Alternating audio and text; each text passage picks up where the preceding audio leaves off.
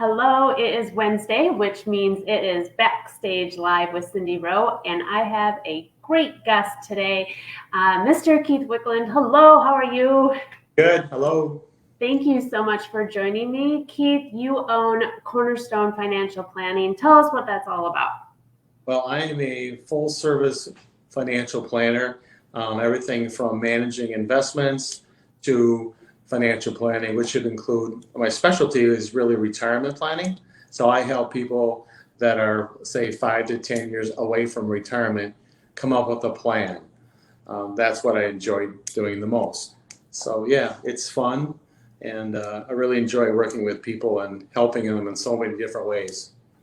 How long have you been in business?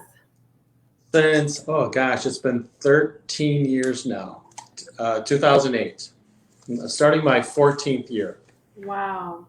And that's with your own company, or have you just been doing financial planning for 13 years? Yeah, I've been doing financial planning for 13 years. I previously worked for a major national company as an employee, doing similar, but not really focusing on the retirement planning or the financial planning. I was more working with as an investment manager. So since I went to work for myself as an independent financial advisor in 2013, the focus has been on retirement planning, financial planning. Great. So what prompted you to go out on your own as an independent? Oh, yes. Okay. Well, I worked for a really good national firm for about 5 years, and it was good. I had a great experience. I did well there. I built up a nice clientele of people who I enjoyed working with, and they enjoyed working with me. They put a lot of trust in me, and we just had a fantastic relationship. But I realized there was a whole nother world out there in the independent world where I could offer my clients a lot more than just maybe I would call it a cookie sheet menu. So when I realized there was more out there, I searched different companies and trying to find one that I thought that would help my clients the most. So that's kind of how I went that way. And ever so glad that I did that in 2013. That's wonderful. I being from the corporate world and doing the similar things that I'm doing now, I just find it much more joyful and fulfilling to be on my own and helping clients the way I want to help them. So I feel like that might be very similar to how you feel. Yeah, that's exactly how I feel. Yeah, I was working for a big national corporate firm, and we had, when you're working for someone else, you've got your sales quotas you have to meet. Mm-hmm. It's not always about helping the client. It's also making sure that your corporation is meeting its sales goals, its profit goals. Right. None of that. I mean, to me today, it's truly helping my client, and I can sincerely say that I do that and always put their interests first. So to me, that's really rewarding and satisfying. Yeah, absolutely. I agree 100% on that one. So you've been doing this for 13 years. What made you take the leap into financial planning?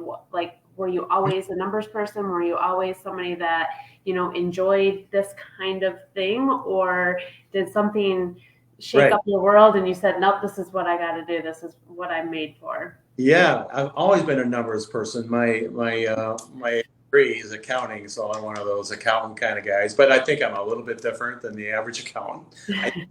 I view myself as being a little bit different. But I've always enjoyed numbers. And I like working with people, too. I enjoy being around people, socializing and such. So there was a financial crisis back in 2008. Prior to that, I was in a very good corporate position, a financial controller for an international company. And that company, which was based in Europe, they went bust. I had 2 young kids. I had a mortgage like everybody else, and it felt like it was the end of the world. So at that time, I'm like, well, you know what? It's time to do something different. And I thought, you know what? I've always wanted to be a financial advisor. I wanted to do financial planning. And so I took the leap. and I applied with this major national company. I got hired. I got hired at probably the lowest point of our stock market. So it's only been up from there. So yeah, I did what I wanted to do. I was pushed into it though. I'm sure glad that I was, because when you're working you're working in a large corporation, sometimes it feels like there's no other world, right? And Right. I was paid very, very well, and my benefits were fantastic. So I wasn't about to leave that position, but fortunately, it did, with the financial crisis of 2008, it did force me to look elsewhere, and I'm really glad that happened to me so that I could make that big leap. And indeed, it was a big leap. Yeah, yeah. You took a lot of risk, but it sounds like it's paying off. I Yeah. I was actually working for a financial institution during the financial crisis, Yeah. so I feel your pain and struggle. It was not fun. I No. was the vice president of marketing, and I had to figure out how we were going to cut everything. Mm-hmm. And the last thing you want to do in a situation like that is cut marketing. Um, but the big guys didn't want to hear that, so it was quite interesting. But that honestly, that event as well made me rethink my career path. It took Mm-hmm. me a little bit longer. I wasn't forced out. Our bank didn't go under, but it made me really think twice about what I was doing and how fulfilled I was, and so I am also grateful for that time of Yeah. that big huge event in our world, the 2008 financial crisis. So did you have to have like a certain license or something to do this professionally? Yeah. So the national firm that I worked for in 2008, they required us to get our Series 7 license. And that's a national series license that allows us to sell everything, including individual stocks, and to do financial planning, etc. We were required to have that in place with the first exam that we took. They wanted us to be super serious, pass that exam first time, or maybe bad things would happen to us, which it did. So I passed that, and so I have that. I have that Series 7, and then I went on. I'm always interested in self improvement, so I went on to get my AAMS, and it stands for Accredited Asset Management Specialist, and that allows me to be a specialist in managing people's investments. So and that takes it's a fairly difficult exam. Takes a fair amount of studying and time to get through that. So yeah, I'm constantly trying to advance myself. But yes, I have that Series 7 license, which is very, very difficult to get. Probably, I would say it was as difficult as getting when I got my CPA license. I got my CPA license years ago out of college. That was very difficult too. But getting the Series 7 is a very difficult procedure, and it truly allows us to do financial planning. There's a lot of people out there that call themselves financial planners or financial advisors.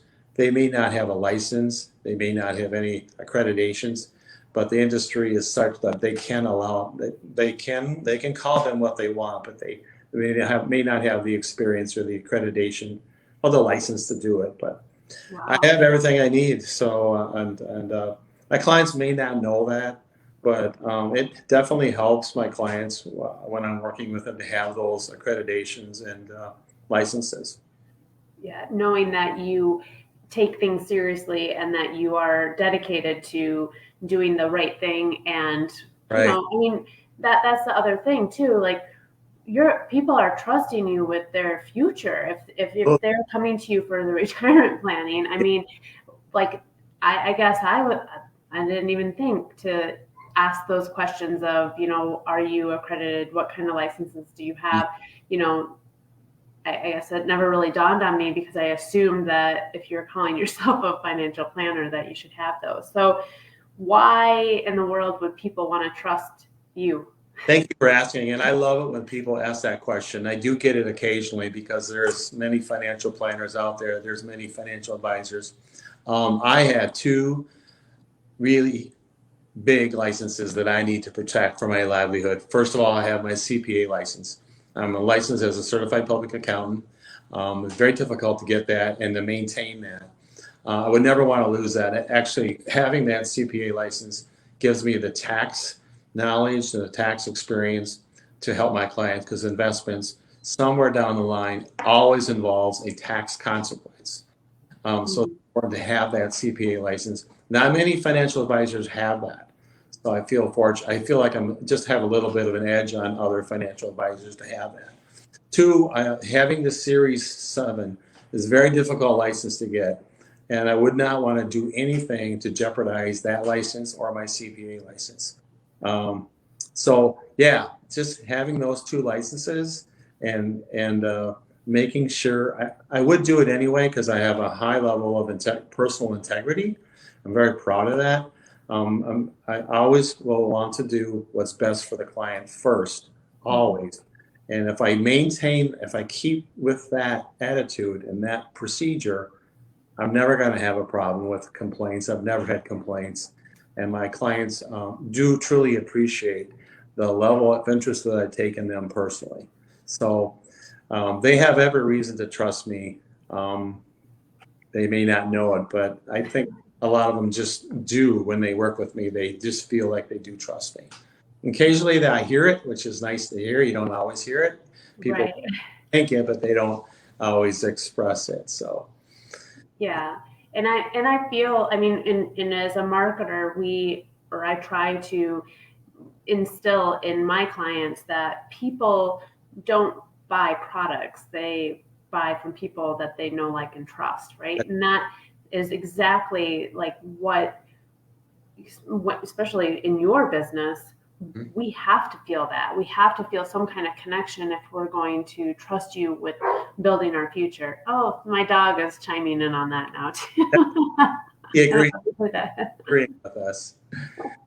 Yeah, it's important. You know, nowadays, I'll just say it. You can go online and you can find big companies that will manage your investments for you. You don't necessarily need someone to manage your investments. You can do it online. I mean, it's everywhere. But there's more to that. It's taking that personal interest, finding out about family, finding about their personal goals. When do they want to retire? How do they want to retire? What about, have they considered any estate planning issues? Have they looked at that? I'm not an attorney by any means, but I do discuss estate planning with clients and let them know that, hey, you know what? There's some things out there that you should know about. And I want you to see this estate planning attorney because I think you need some help in that area. And we just talk briefly without getting into estate law about estate planning, just the basics. And that way, when they go see their estate planning attorney, the attorney's not talking over them. And that helps them understand more of what they need and more of what they're going to be getting from their estate planning attorney. So, yeah. I like that because having when you know somebody's circumstances, you can help prompt them questions on things that maybe they're not even thinking about because this is not our everyday life, right? Mm-hmm. So I wouldn't think, or I wouldn't even know when to start thinking about estate planning. Right. I'm already thinking about retirement planning because I want to make sure that I have enough money to retire when I want to retire. So it's kind of on my mind, but those other things, questions that, I may not be thinking, you already have in your back pocket because you live and breathe this all day long. And I think that's why right. So, I wouldn't, it's important, I think. Yeah, besides the investment management, which I said, you can do it online. We have the estate planning considerations. You've got long-term care considerations. They may not know what their options are for long-term care. I will come out to them. There's 5 or 6 different options you have for long-term care. And it's not always an easy discussion. Hmm. They need to hear it. If they don't hear it from me, I don't know where they would hear it from. So at least gets them thinking about their own situation and their family situation. So a Right. lot of things are not, again, like you said, they're not products.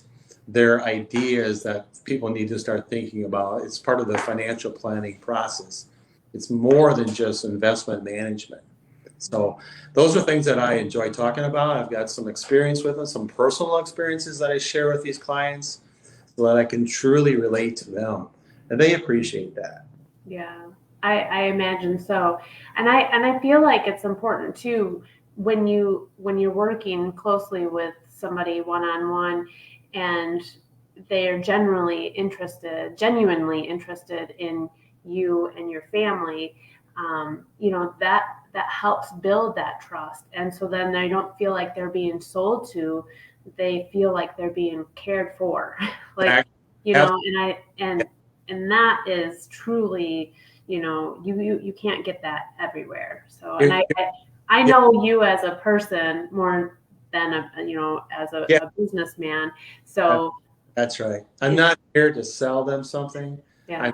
here to be their financial coach, whether it's investments or estate planning considerations or long-term care planning, their life insurance needs. I'm here to try to cover all the bases. So, and you have to really get into their minds to understand what their fears are, what their goals are for them, their kids, their grandkids. And when you do that, when you get that close, then they do really realize that you're working in their for them in their best interest. And then the trust is there, and that's when it's great to work with them, and vice versa. Yeah. Well, we have to say hello to Chris. She's watching. She said hello, hey guys, and she was agreeing to a comment that you had said. So I don't know which one that was, but I want to make sure we give a shout out to Chris. Appreciate you watching in. Um, so another question I had, I'm writing things down as you're talking, is self improvement. That's been a huge thing for me in my growth, not only personally but professionally. So, what are some of the things that are in your back pocket as far as self improvement? Yeah. So one of the things that I'm working on, and COVID sort of slowed me down. I'm studying for my CFP. That's a Certified Financial Planner. It's the highest level of financial designation that you can get. Extremely difficult exam to get. I don't need it. I don't need it for my business. I need it for myself. I Mm. want it for myself. Um, and so I'm working on that. It's definitely something that takes many months. Unfortunately, I can now say it's taking more than a year to achieve it, but I will attain that designation. So the CFP is it'll help me just wrap up a little bit better what I do now. It's comprehensive. It goes into all the issues that I talked about a little bit. Um, the not only the investment management and the risk, but the financial planning, the education planning, the estate planning considerations, the long-term care planning, the insurance planning, all kinds of things. Everything that has to do with financial planning and retirement planning. So I'm hoping to actually take that exam in November. So Great. I've already got the books cracked and have to sit down and finish the study portion of it. So I think it's really important to constantly improve yourself as your knowledge and so you can apply. This is something that I'll apply. I know that there's some things absolutely that I will learn beyond what I already know. It'll allow me just to dial down a little bit even deeper. So looking forward to that.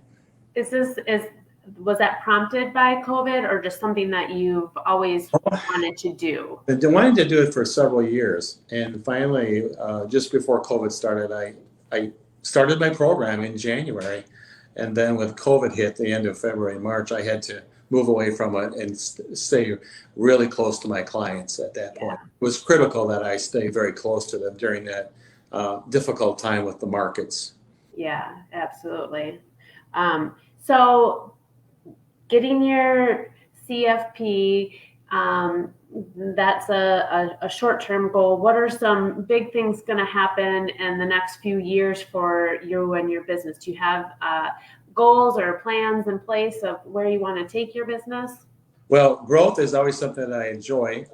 We do have some systems in place here at the office that allows us to make things run a little more smoothly. We want to continually do that and reach out to the local market. I would like to have more people locally work with me. I enjoy truly working with people here in the state line area, which covers, Beloit, Janesville, Rockford, Roscoe, Rockton, etc. So just growing the firm, growing the business will be top of mind. That's awesome. So you've recently moved too into a new location. Yeah. Yeah. How's that going? It's going great. Yeah, we were so lucky. Unfortunately, the office that we were in was up for sale. The building was for sale. And the owner wasn't giving any long-term leases, which is what I need for stability in my business. Right. So we reached out and looked, and we found a beautiful office here in Roscoe, totally remodeled. We were the very first people to occupy the office. So right. Brand new. It's really, really nice. So we've now signed a longer-term lease, so we're not going anywhere. Wonderful. So with your business, I imagine that you have certain, I don't even know the terms, firms or groups that you work with.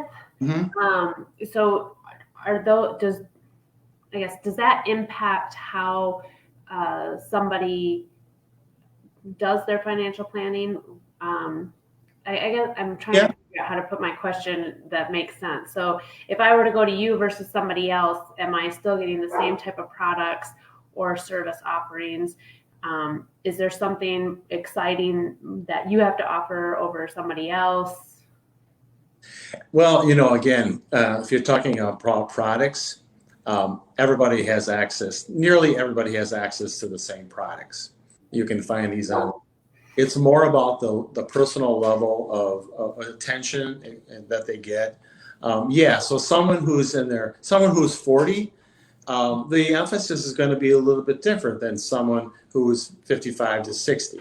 So most of my clients are 55 and plus, and most of them are like near retirement. Maybe they're 60, and then I have a lot of them that are already retired. So it is a little bit different. The focus for someone that's not yet retired will be slightly different than the person who's already retired. Just to sum it up in just a few words, what does that mean? Before retirement, you're looking when it comes to investment management, at least, the focus will be on growth. We want to grow those investments. Now, someone who's already retired, normally the focus will be on income, retirement income. We want to make sure that they have the income, the necessary amount of income that they need in retirement, so they don't have to go back and be a greeter at the local superstore, right? So there is a slight difference, and not in management side. Now, not also, for instance, I don't want to get into too many, but if you're looking at someone who's 40 years old, right now, they're not concerned about long-term care. That's the last thing on their mind. They probably still have kids at home, certainly teenagers. They're more interested in how on those kids' education. Mm-hmm. So the focus will be different in that respect. Someone who's retired, they're probably out of school and on their own, and they may be interested in saving some money for their grandkids. So life insurance, someone who's young, they got a mortgage, they've got kids or kids in college, they have to look at a different type of insurance, life insurance, that someone who's already retired. The goals, the interests, the worries are different. So yeah, it does depend on the age. It really is. There is a different strategy for the age groups that we work with. So I hope that answers your question. Yeah, it absolutely does. I appreciate that. The one last question, because we're getting close to the end, and I always like to give my guests an opportunity to promote their business. Credibility, building credibility. How do you do that with your clients?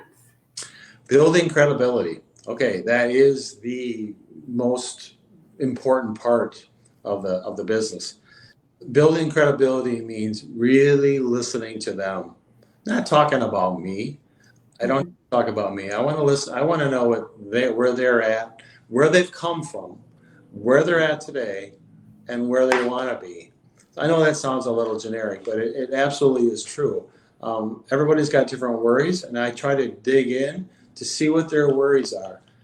Maybe they're worried about not having enough money to retire.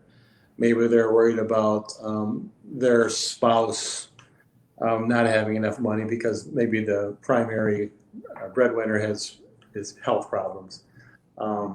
So again, really paying attention to what their needs are, what their worries are, and talking to them on a personal level, and maybe sharing a little bit of my personal experiences, because I have some. At my age, you're going to have lots of personal experience. So yeah, really focusing on them. That's what I think builds the credibility. That's awesome. Do you get a lot of referrals? Is that how you find your clients? Most of my new business is coming from referrals now.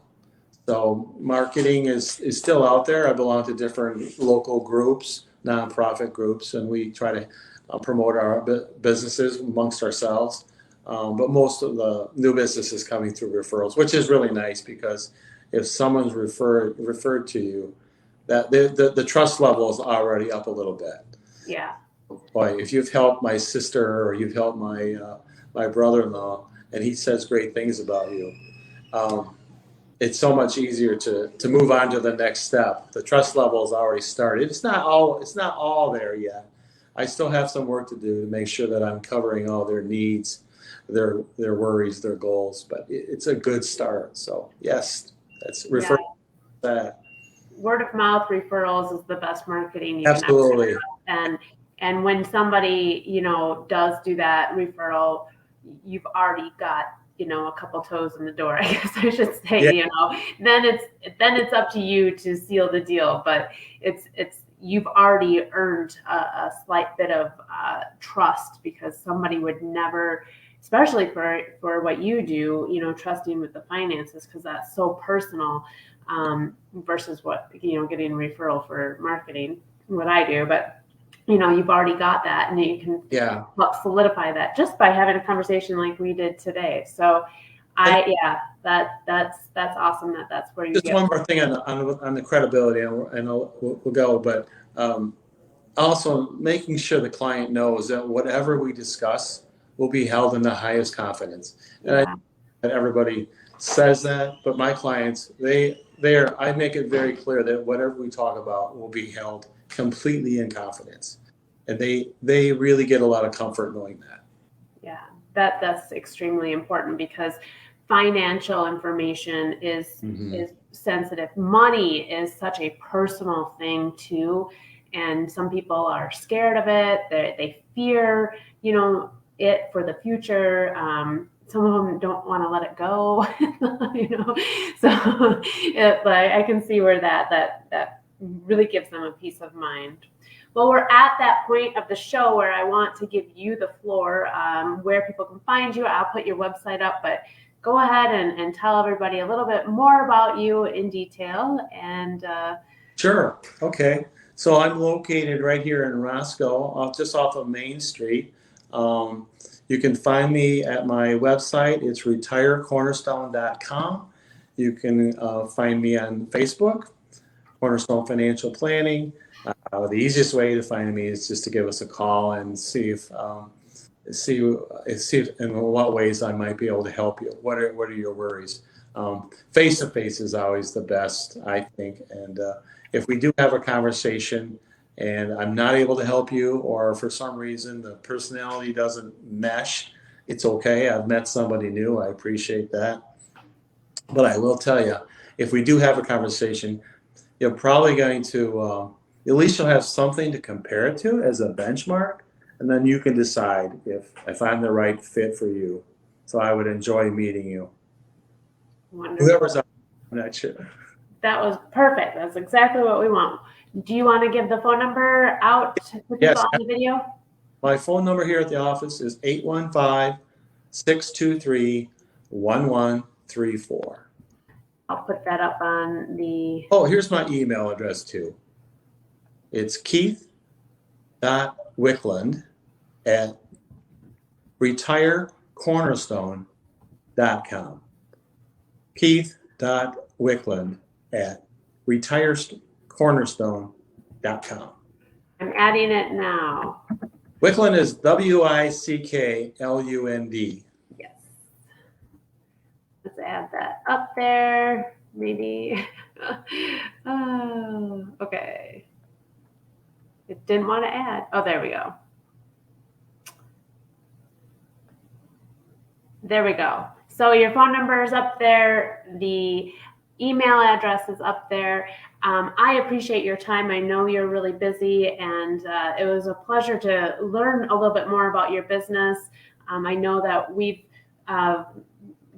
known each other for a few years, but I always love to, dig a little deeper. And when we see each other at networking events, we're not always talking shop. And so it's really nice to learn more. And I hope, you have a great rest of the year. Good luck on your CFP exam.